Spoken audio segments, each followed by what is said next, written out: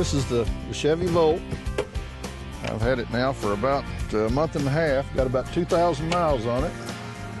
I'm averaging right around 85 miles a gallon of gasoline. Of course, that doesn't include the electricity, but I've used somewhere in the neighborhood of 250 kilowatt hours in addition to that.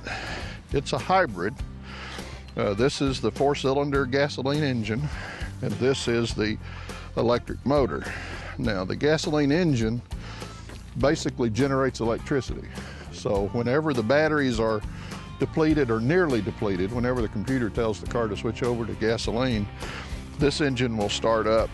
But its purpose is not to operate the car. Its purpose is to generate electricity so the electric motor will the wheels. It's a vehicle that gives you the flexibility of having the range of gas coupled with the efficiency of electricity.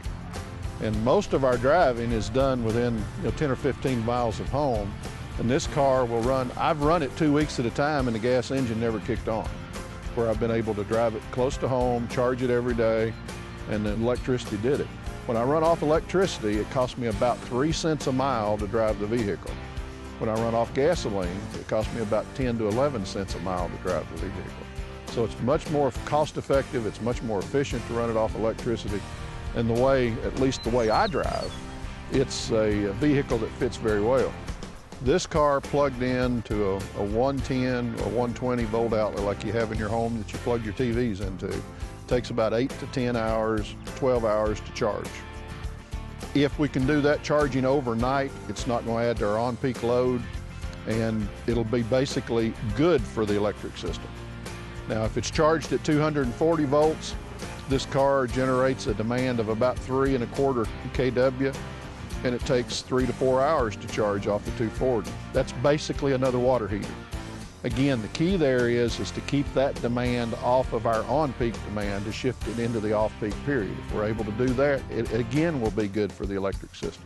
In my own personal opinion, the key to a vehicle like this is it allows us to substantially reduce our dependence on foreign supplied fuel sources, because we can run this thing off nuclear power, we can run it off coal, we can run it off natural gas, we can run it off hydropower from TVA's dam. And we can put most of the miles on a vehicle like this from fuel sources that are from right here in the United States, and we don't have to depend on the Middle East for that kind of stuff. To me, that's the biggest selling factor for this car.